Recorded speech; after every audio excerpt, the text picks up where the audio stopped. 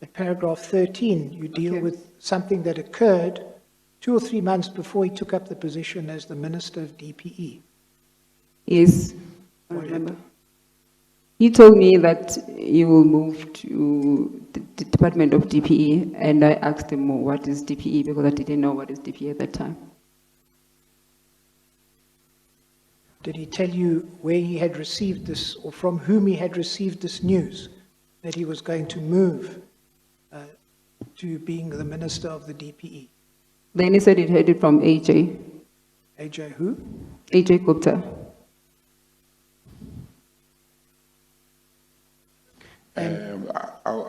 Was that before he moved to the Department of Public Enterprises, Yes, when he told you that?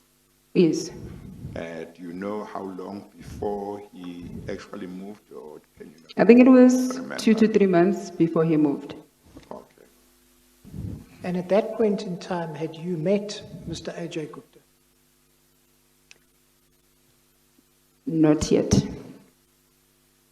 Then perhaps you could tell us, how often did Mr. Gigaba visit his so-called advisors once he became the Minister of the DPE? Can you remember? I don't remember exactly how many times, but what I know, when he was at DPE, he will go more often. And was there a time when you asked him about who are these advisors? Yes. What was his response? Then he told me that his unofficial advisors, people were advising him about certain decisions, about his work. Then he differentiated them from the advisor that he had at DPE, which I know of them, which is his legal advisor, and Tamim Som as well. So did he tell you who these unofficial advisors were? Yes, he told me. What did he say? It was the Guptas, AJ and his brothers, which I don't know all of them by names, because I'm only familiar with AJ more than the other ones. Did he tell you what they advised him about? He said they were advising him about work, about things that they were supposed to do. When did you first meet Mr. Gigaba's advisors? You mean the Guptas? Yes. Oh, when our son was born.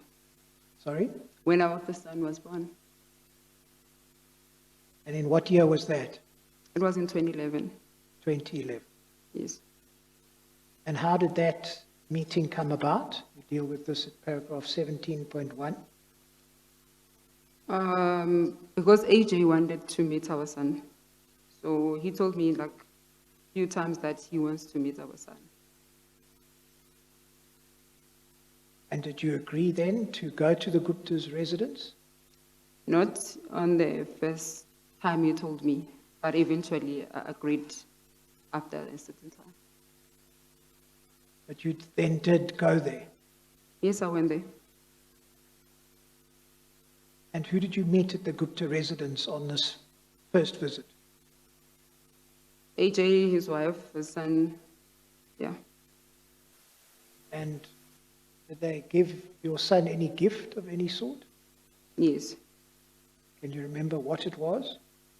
AJ gave my son a necklace, but Malusi took it, so he never had it. He never used it. What was the necklace made of? It was a gold necklace. In 2013, did you attend the Gupta wedding? Yes, I did.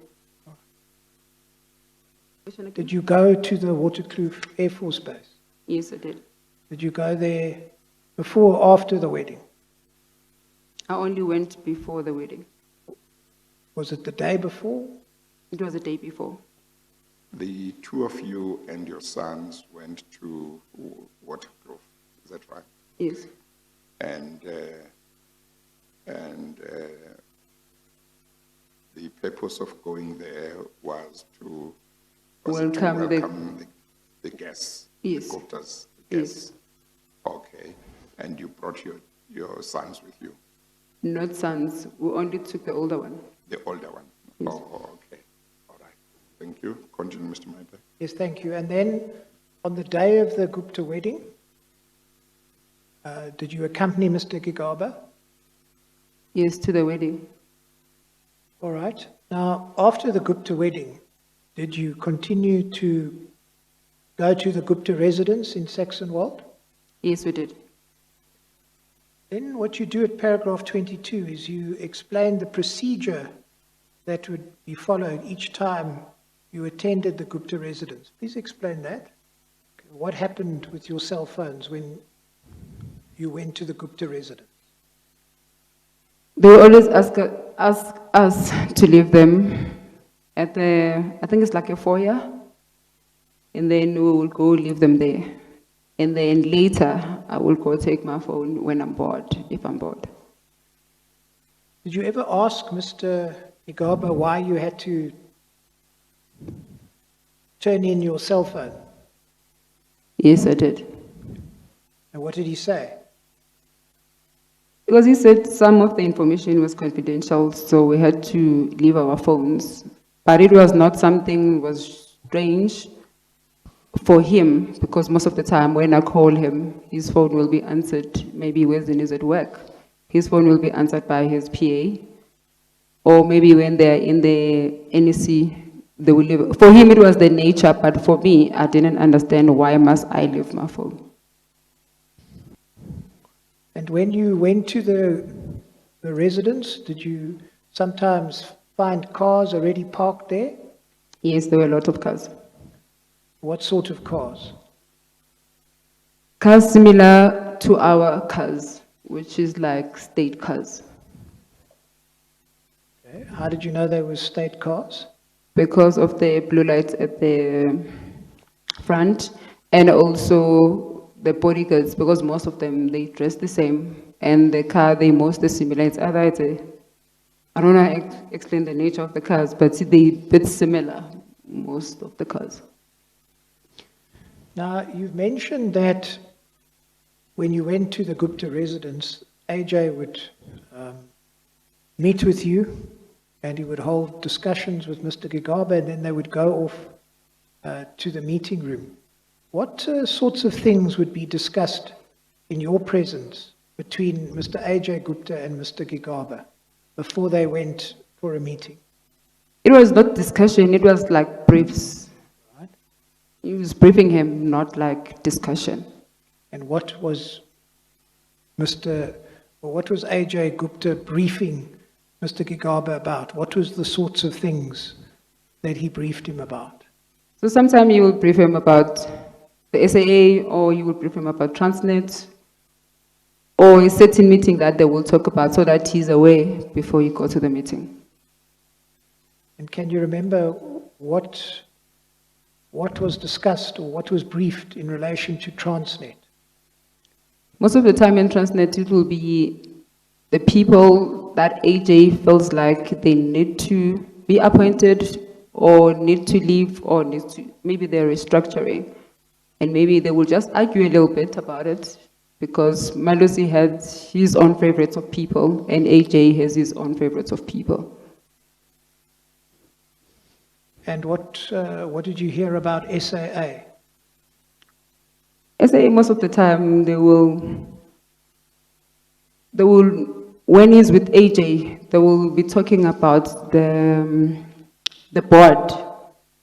So he will be asking him about the board, or maybe Kalawa, because there was a lot of discomfort between Malusi and the chairperson of SAA.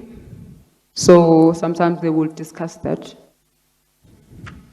Which chairperson of SAA are you referring to? At that time, Monwabisi Kalawa was the CEO, then Tutumieni was the chairperson, and I think Malusi liked Monwabisi Kalawa, and Tutu didn't like him. And they will have those arguments most of the time. Okay. Thank you. And during these briefing sessions, did you ever hear any mention made of Eskom? Yes. And What was said about Eskom?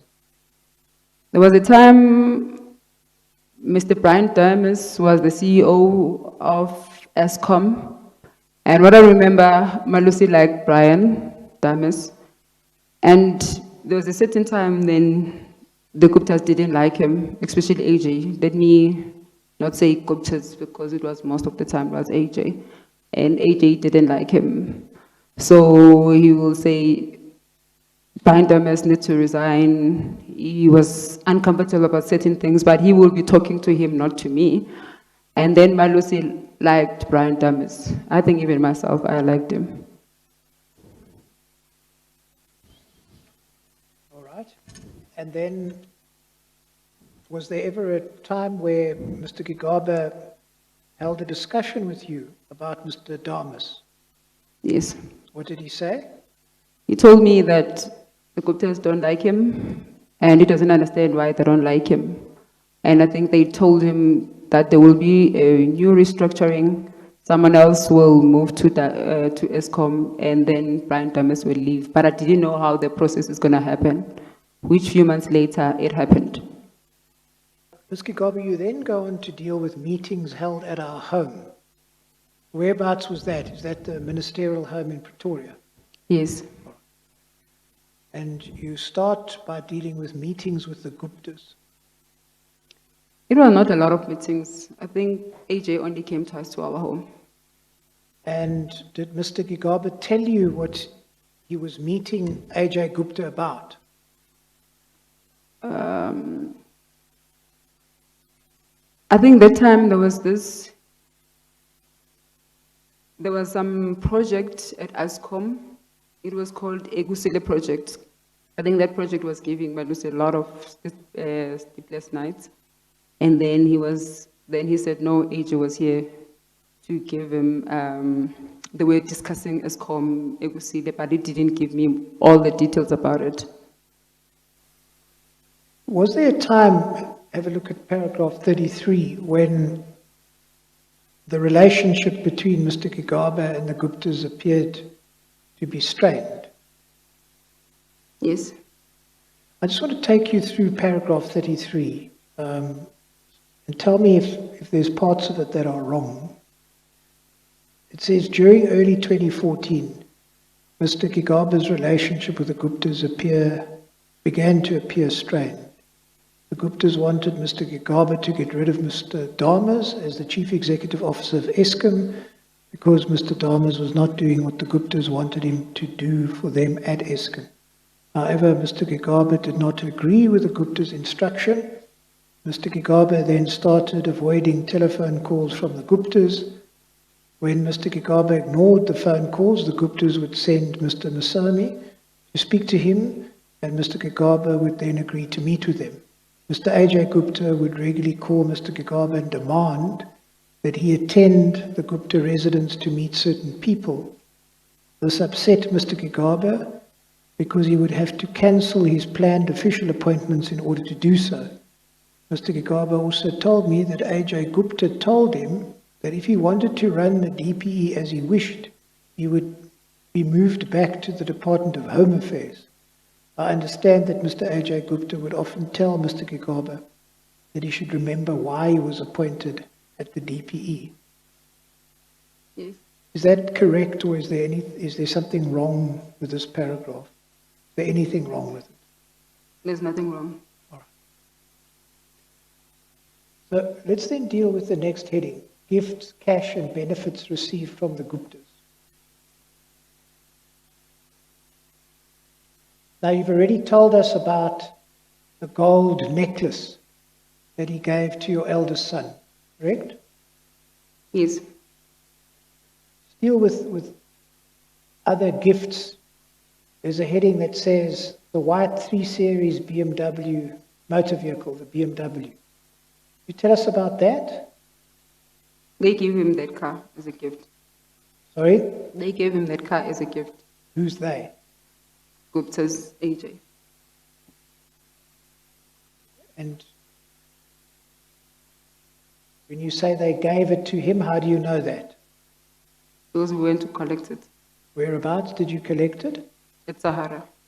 Sahara Computers. Yes. And did you drive this car, this BMW? Yes, I did. Was it your private vehicle for a while? Yes. Was it a BMW? Yes. Okay. And what color? You recall? Say You that recall again? what color? It was white. It was white. And was it transferred into your name?